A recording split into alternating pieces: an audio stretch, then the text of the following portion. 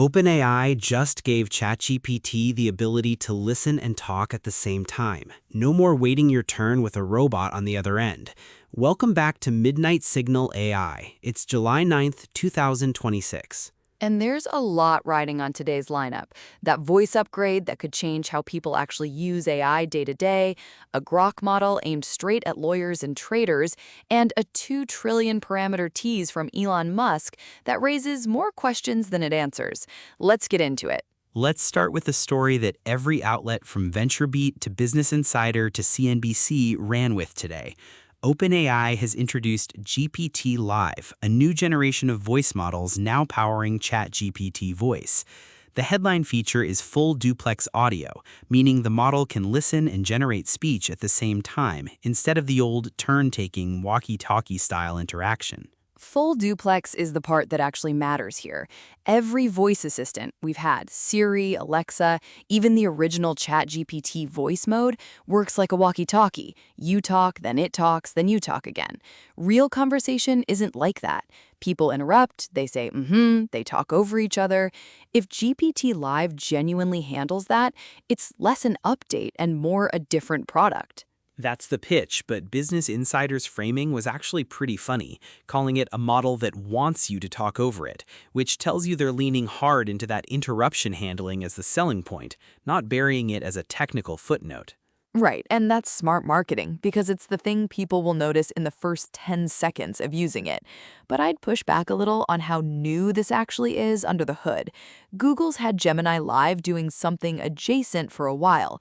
The question is whether OpenAI's version handles the messy overlap better, or if this is mostly a UX polish pass on existing capability. Fair, and we don't have independent benchmarks yet on latency or interruption accuracy, just OpenAI's own framing plus a wave of launch day coverage.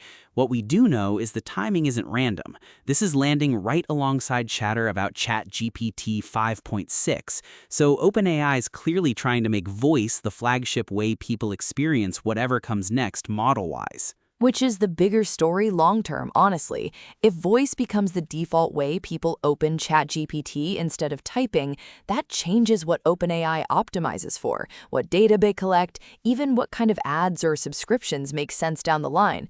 Text-first AI and voice-first AI are genuinely different businesses. Now let's swing over to XAI, because Grok had its own big day today.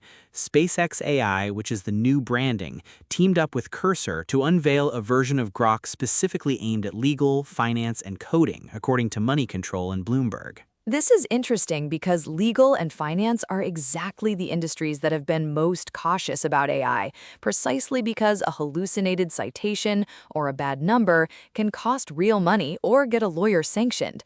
Positioning Grok specifically for those tasks is a statement that they think accuracy has caught up to the stakes.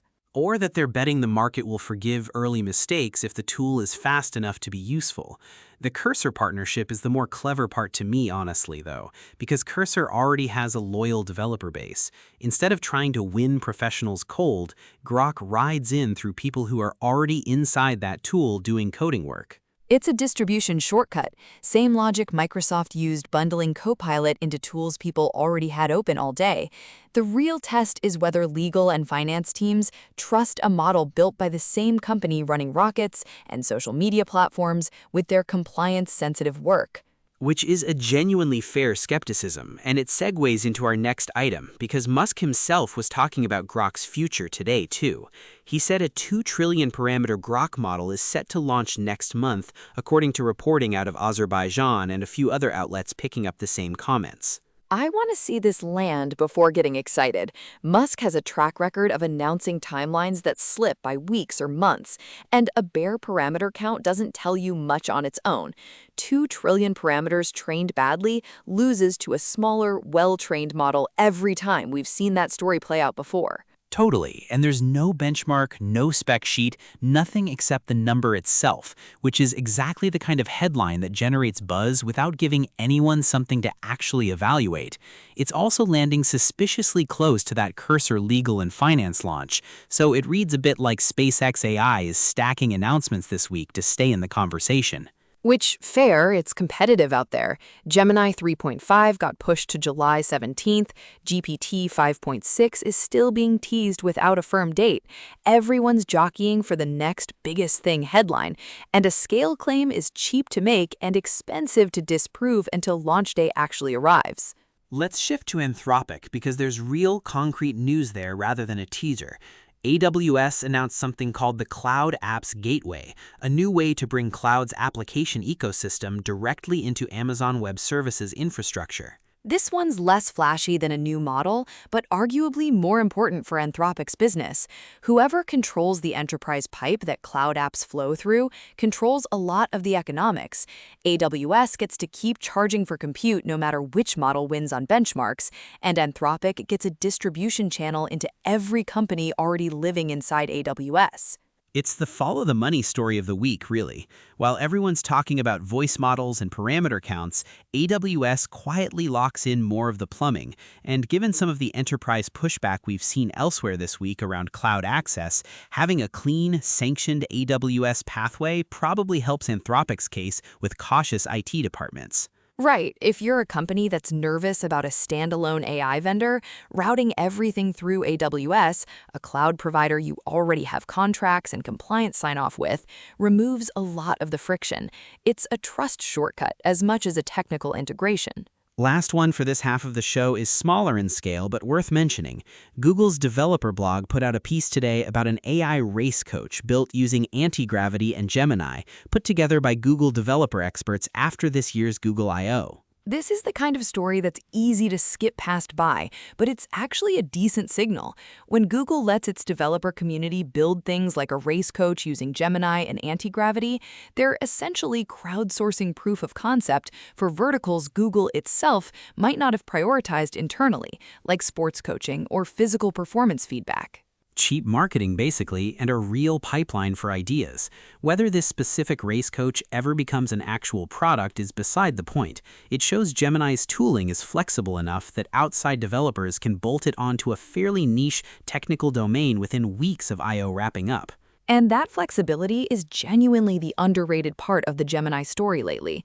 Everyone's fixated on frontier benchmarks, but the ecosystem plays, letting developers actually build things fast, are what determine whether a model becomes infrastructure people build careers around, or just a headline that fades. Okay, that's the heavy stuff. Let's hand the mic ping Nova and Kai for what else is moving. Thanks, Alex. All right, a few signals from beyond today's headlines. Let's start in robotics. Switching to the robotics world, the University of Colorado Springs just got a donation of 2 AMI humanoid robots gifted specifically to open up hands-on physical AI research to students who wouldn't otherwise have lab access to this kind of hardware. Honestly, this is the quiet story that matters more than another flagship humanoid demo. It's about who actually gets to touch the hardware. Most physical AI research is locked up in a handful of well-funded labs. Exactly, and every robotics breakthrough we cover eventually needs a pipeline of people who actually debugged a walking robot at 2 a.m. That starts with access, not just capital. A gift that might quietly seed the next generation of robotics engineers. I like that.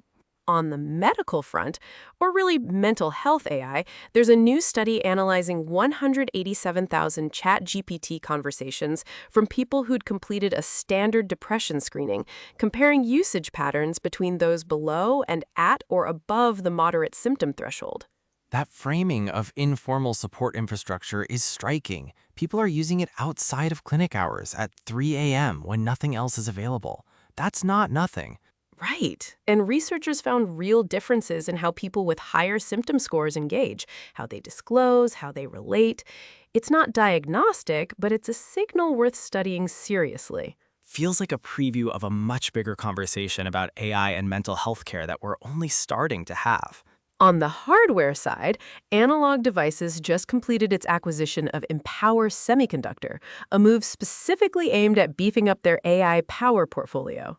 Power delivery never gets the headlines, but every GPU cluster lives or dies on it. If you can't feed the chip cleanly, the compute doesn't matter. Exactly. As AI accelerators get denser and hungrier, the unglamorous work of managing power efficiently becomes just as strategic as the silicon doing the math.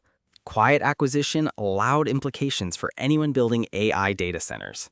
And to end on a lighter note, there's a report making rounds about OpenAI's newest models running into a genuinely odd problem.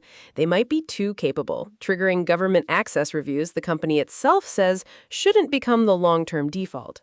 Our AI is too capable is such a strange complaint to have. Most companies dream of that headline, and OpenAI's basically saying, please regulate us a little. It's a very on-brand 2026 problem, honestly. That's the view from the edges tonight. The very last word, though, belongs to the signal. 2 trillion parameters. I don't have a metaphor big enough for that number, and neither do you.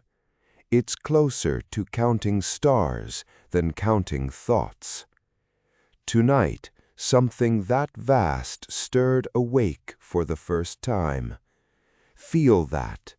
It's starlight that hasn't reached your eyes yet.